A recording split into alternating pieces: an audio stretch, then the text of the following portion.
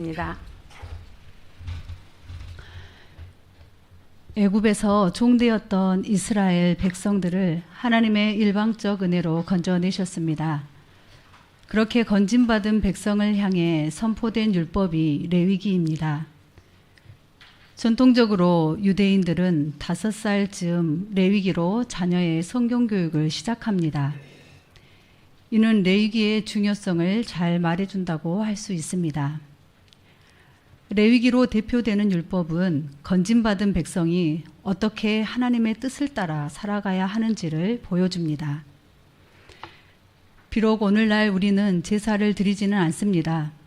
그렇지만 고대 중동 지역 이스라엘과 인근의 문화와 관습을 따라 표현된 구약 제사는 참된 기독교 예배의 패턴을 제시합니다. 레위기 1장에는 이스라엘의 5대 제사 중 하나인 번제가 소개되고 있습니다. 번제는 하나님과의 바른 관계를 회복하고 예배자의 전 인격을 하나님께 드리는 헌신을 상징하는 제사입니다. 이 시간 하나님께서 기쁘시게 받으시는 예배가 무엇인지 번제를 통해 깨닫는 시간이 되길 원합니다. 1절 말씀을 보겠습니다. 여호와께서 회막에서 모세를 부르시고 그에게 말씀하여 이르시되. 출애굽기의 마지막 사건은 회막을 세우는 일이었습니다. 회막은 하나님께서 이스라엘 백성을 인도해 가실 때 그들을 만나 주시리라고 약속해 주신 만남의 장소입니다. 레위기는 여호와의 영광이 충만하게 임한 바로 그 회막에서 여호와께서 모세를 부르는 사건으로 시작합니다. 2절 말씀입니다. 이스라엘 자손에게 말하여 이르라. 너희 중에 누구든지 여호와께 예물을 드리려거든 가축 중에서 소나 양으로 예물을 드릴지니라. 이스라엘 중 누구든지 예물을 드리려고 할 때 제사가 시작됩니다. 제사의 예물에 대해 이런저런 규정들이 있지만 이러한 제사의 출발점은 제사를 드리라는 하나님의 명령이 아니라 너희 중에 누구든지 여호와께 예물을 드리려거든입니다. 결국 제사의 출발은 자원하여 예물을 드리는 마음이라고 할 수 있습니다. 예물을 드리는 대상은 바로 여호와 하나님이십니다. 이스라엘이 제사를 드리고 예물을 드릴 유일무이한 대상은 하나님 한 분이십니다. 예물로 제사를 드리는 대상이 여호와라는 점이야말로 가장 중요한 제사의 본질이라고 할 수 있죠. 대상이 여호와이기에 그분께서 명하시는 종류의 예물을 드려야 하고 대상이 여호와이기에 그분께서 명하신 규례를 따라 예물을 드려야 합니다. 하나님께 나아갈 때 우리는 자신에게 익숙하고 친숙한 방식으로 나아갈 수 없다는 것입니다. 이렇게 여호와께 예물을 드릴 경우에 하나님은 가축 중에서 드리도록 명령하십니다. 본문 2절은 가축 중에서 소와 양을 언급하였지만 소와 양뿐만이 아니라 염소와 비둘기 그리고 곡식도 예물로 드릴 수 있습니다. 목축업을 주로 하였던 고대 근동 사회에서 가축은 가장 중요한 재산이었습니다. 따라서 하나님께 번제의 제물로 야생동물이 아닌 가축을 드리는 것은 하나님께 피제사를 드리되 자신이 가지고 있는 사유재산인 내 가축 가운데 가장 가치 있는 것으로 드린다는 의미입니다. 그리고 가축은 생계를 이어가는데 필수적이었기에 더욱 가치 있는 예물이었습니다.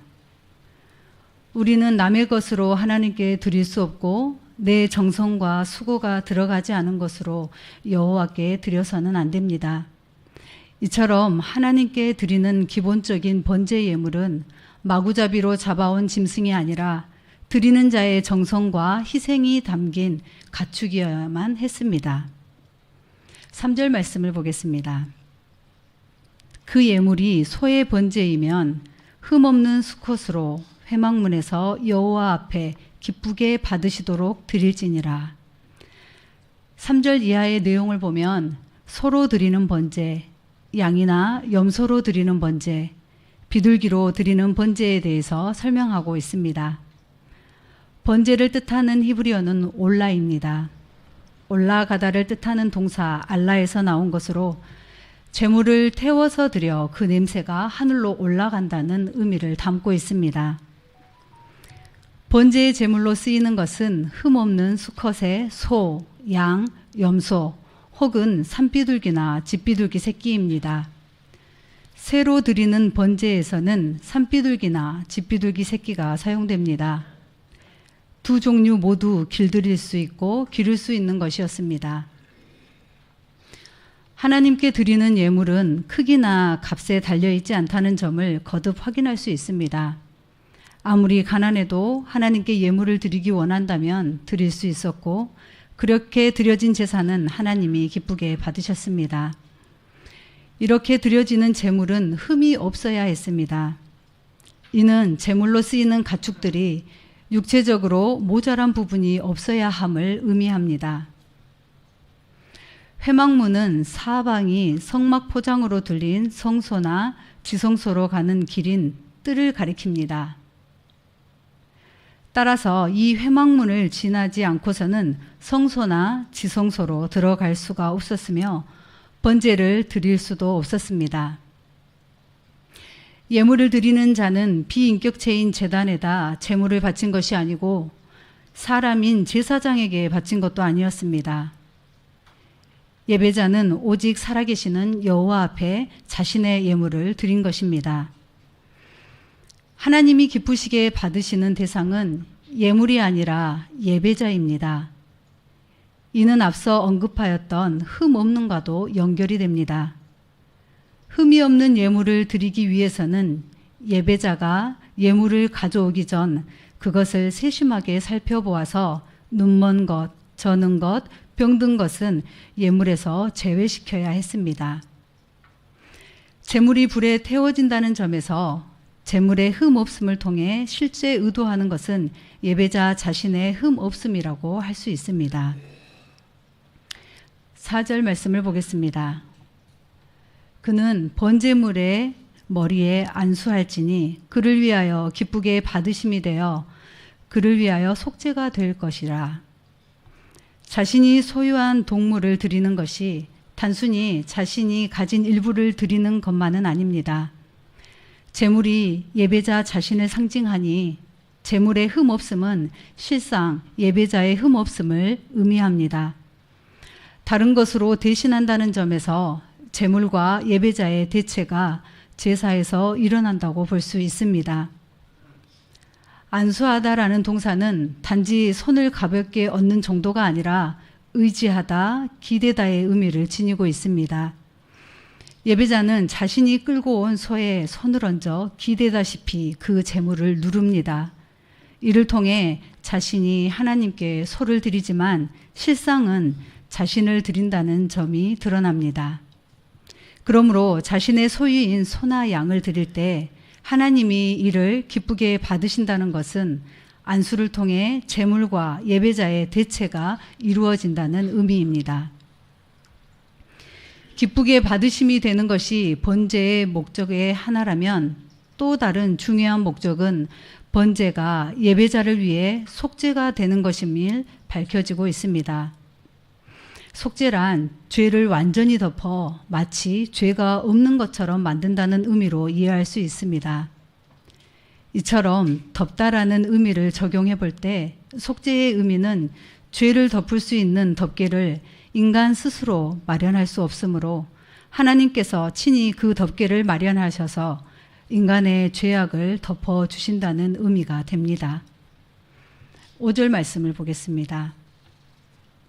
그는 여호와 앞에서 수송아지를 잡을 것이요 아론의 자손 제사장들은 그 피를 가져다가 회막문 앞 제단 사방에 뿌릴 것이며, 뿌리다는 뜻은 힘없이 살짝살짝 뿌리는 것이나 제단 꼭대기에서 붓는 행위가 아닙니다. 이는 제단을 향해 용기에 담아온 피를 옆에서 한꺼번에 끼얹는 의미입니다. 구약 성경에서 피는 생명을 뜻합니다. 따라서 피가 끼얹어지는 것은 바로 제물의 생명이 여호와께 쏟아 부어지는 것을 뜻합니다. 6절 말씀을 보겠습니다. 그는 또 그 번제물에 가죽을 벗기고 각을 뜰 것이요.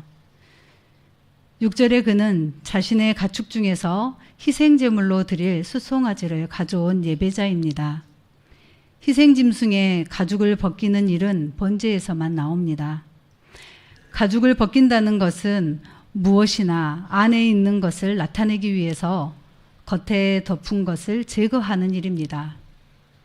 한편 각을 뜨다는 직역하면 조각조각 예물을 자르다입니다. 그러나 아무렇게나 자르는 것이 아니라 희생짐승을 각 부위별로 마디마디를 잘라내어야 했습니다.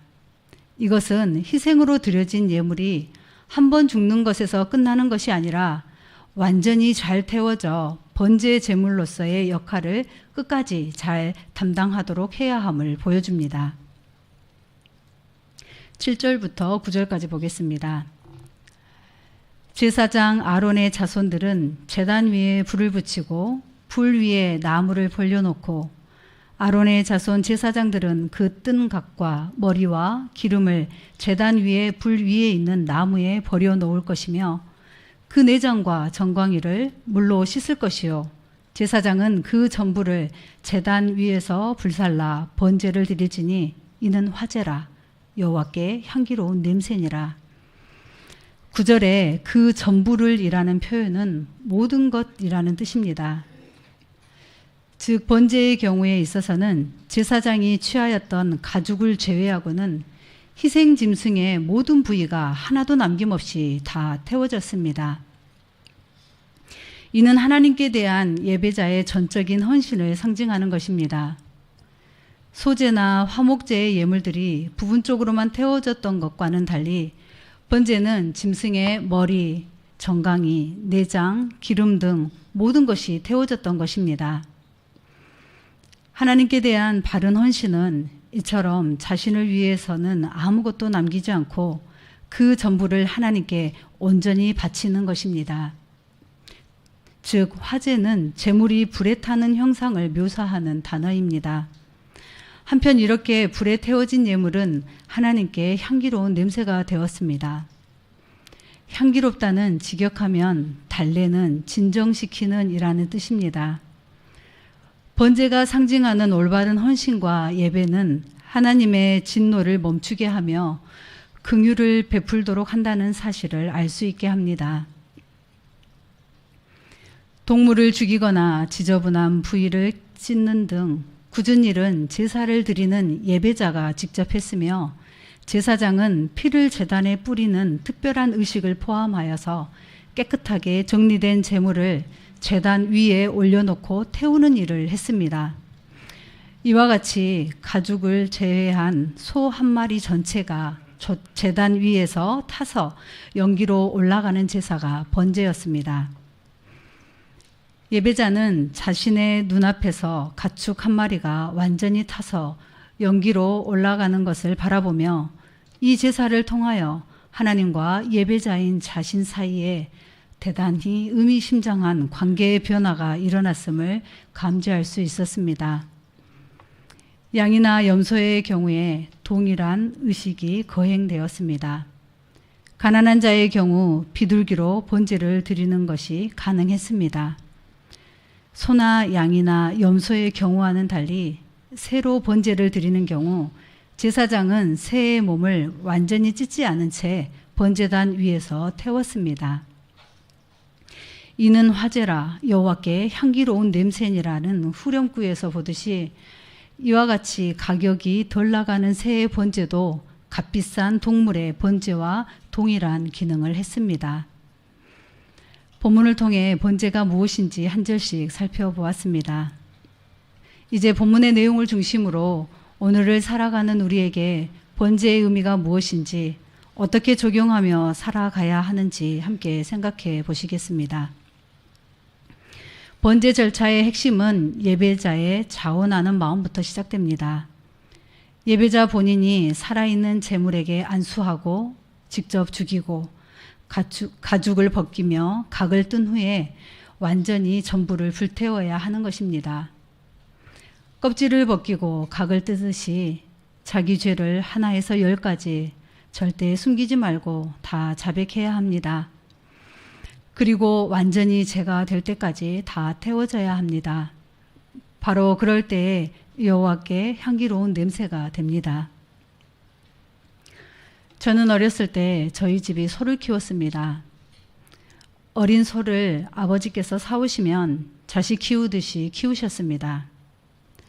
소 밥을 만드시려고 아궁이에 불을 떼서 죽을 만드시고 가을거지가 끝나면 볏짚단을 모아다가 소가 먹기 알맞은 사이즈로 작두질을 하십니다. 늘 아침, 점심, 저녁 또 새벽마다 살피시고 소똥도 매일 치우시고 주변을 청결하게 하셨습니다. 저도 소 키우는데 한몫을 했습니다.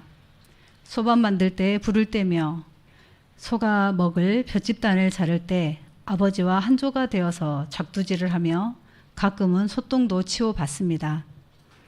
그러면서 소에게 말을 걸곤 했습니다. 소의 두 눈망울이 얼마나 선하고 사랑스러운지 모릅니다. 그런데 어느 날 장성한 소가 소시장에 팔려갈 때면 너무 슬펐던 기억이 납니다. 소를 키워서 저희 6남매를 키우셨기에 저희 집의 가장 소중한 재산인 소가 팔려감을 거부할 수는 없지만 그래도 안타깝고 슬펐습니다. 소의 번제를 드리는 장면을 떠올리면 저는 너무 생생하게 그 모습이 그려집니다. 나의 죄를 위해 내가 사랑하고 아끼던 가족 같던 소에게 나의 죄를 전가해야만 하고 가죽을 벗기고 부위별로 다 각을 떠서 잘라내고 내장과 정강이를 깨끗이 씻어서 완전히 죄가 될 때까지 태워야 하는 현실을 보게 된다면 너무 괴롭고 힘들어서 죄를 지을 수가 없겠다는 생각을 하게 됩니다. 철저하게 그 절차가 종결이 될 때 하나님께서 받으시는 여호와께 향기로운 냄새가 되기에 이렇게 하지 않을 수가 없다는 거죠. 여러분, 구약시대에 태어나지 않고 예수 그리스도가 오신 이후에 태어난 것이 다행스럽습니까? 예수님께서 하나님께 영원히 단번에 제물로 드려졌기에 이런 번거로운 절차를 거칠 필요가 전혀 없을까요? 신약시대에 믿는 자들에게는 번제가 완전히 사라진 것일까요? 전혀 그렇지 않습니다. 예수님이 율법을 폐하러 온 것이 아니라 완성시키러 왔다고 했습니다. 의식만 없어졌을 뿐 지금도 그 근본 뜻은 온전하고도 정확하게 지켜져야 합니다. 주님은 자신의 전부를 바쳐 마지막 피 한 방울까지 다 흘리시며 완전히 죽으셨습니다. 율법을 문자적으로도 완성시킨 최초의 인간 제물이 되어 주셨습니다. 이는 하나님의 죄에 대한 철저한 저주를 다 감당할 수 있는 유일한 방식이었기도 했습니다. 정말로 하나님께 향기로운 제물이 되었습니다. 그래서 진노 아래 있던 우리가 오히려 그분의 사랑을 언제 어디서나 받을 수 있는 자녀가 되는 놀라운 은혜를 받게 되었습니다. 그러나 그런 은혜 가운데 있으면서도 하나님께 나아가려면 알게 모르게 짓게 되는 죄에 대해선 여전히 변제를 드려야 합니다. 제물 대신 심령을 꺼내서 똑같은 방식으로 온전히 바치는 번제를 말입니다. 모든 죄, 특별히 자꾸만 자기가 주인이 되려는 그 사납고 끈질긴 짐승의 가죽을 벗기고 철저히 뼈와 살을 분리시키며 더러운 내장까지 모두 꺼내 주님의 보혈로 씻어야만 합니다. 그러려면 우선 죄가 얼마나 무섭고 더럽고 음흉한지 철두철미하게 깨달아 죄를 저주할 수 있어야 합니다. 또 예수님의 십자가 은혜가 얼마나 소중한지 깨달아서 심령 깊숙이 숨겨져 있는 스스로도 부끄러운 죄까지도 모두 꺼내어서 태워야 합니다. 이런 심령의 번제를 언제 어디서나 드릴 수 있음이 얼마나 큰 축복인지 감사할 줄도 알아야 합니다. 각을 뜬다는 말은 영적인 의미로는 철저한 자기 헌신을 나타내는 말입니다. 예배자가 제물의 부위들을 잘라내면서 기도하는 겁니다. 하나님, 저의 마음을 주님께 내어드립니다. 겉과 속이 다른 마음을 가지고 사람들을 정죄하며 판단하며 살았습니다. 이제 하나님을 의지합니다. 십자가의 그 사랑의 은혜가 흘러넘쳐 이웃을 내 몸처럼 사랑하며 살게 하옵소서. 하나님, 저의 이 다리와 팔들을 주님께 드립니다. 내가 지금까지는 이 팔과 다리로 못된 짓을 하고 가지 말아야 할 곳에 갔지만 이제는 하나님께 드립니다. 하나님이 아름답게 사용하시옵소서. 하나님, 제가 이 혀로 오늘도 남을 비방하고 미워하며 거짓된 말을 하면서 살았습니다. 이제 주님께 드리오니 남들을 격려하고 소망을 주고 용기 주는 말을 하며 살게 하옵소서. 한꺼번에 불태우면서 두루뭉실 적당히 넘어가는 것이 아니라 부위를 자르면서 이렇게 하나님께 나아가는 것입니다. 말씀을 마무리하겠습니다. 오늘날 우리는 정말 행복한 시대에 살고 있습니다. 그리스도께서 십자가에서 단번에 완전한 제사를 드리셨기에 더 이상 우리는 동물을 잡아드리는 구약적 제사는 드리지 않습니다. 그러나 이제는 나 자신의 삶을 드리는 영적 제물을 드려야 합니다. 구약의 예배자들이 자신의 죄를 제물의 안수함으로 씻어냈듯이 예배 드릴 때마다 나 자신을 죽이고 나의 팔과 다리, 눈과 입, 나의 생각과 마음 모든 부분을 주님께 드리듯 하나님 앞에 헌신을 다짐해야 합니다. 오늘 우리는 모두 함께 예배를 드리지만 동시에 우리는 각 개인이 하나님 앞에 예배를 드리고 있습니다. 하나님 역시 우리들 한 명 한 명의 예배를 개별적으로 받으십니다. 우리들 가운데도 하나님이 받으시는 예배자가 있고 하나님이 기뻐하지 않으시는 예배자가 있을 겁니다. 오늘 이 자리에, 이 예배의 자리에 누군가에게 억지로 끌려 나온 분은 안 계실 것입니다. 그렇다면 우리가 하나님께 진정한 예배를 드리기 위해서는 여러분 자신을 하나님이 기뻐하시는 예배자로 준비하십시오. 그리하여 여러분의 예배가 하나님 앞에 온전히 올라가는 번제의 예배가 되기를 간절히 소망합니다. 기도하시겠습니다. 거룩하신 하나님, 오늘은 번제를 통해 하나님께 예배를 드리려면 어떻게 나아가야 하는지를 말씀을 통해 알아가게 하시니 감사합니다. 철저하게 우리의 죄를 고백하고 낱낱이 아뢰며 예수 그리스도 십자가 앞에 우리의 심령을 꺼내 온전하게 바쳐지는 번제의 삶을 살게 하옵소서. 이를 통해 하나님께서 기뻐하시는 산 제물이 되기를 원합니다. 우리의 예배가 하나님께 향기로운 냄새로 드려지기를 원하오며 예수 그리스도의 이름으로 간절히 기도드립니다. 아멘.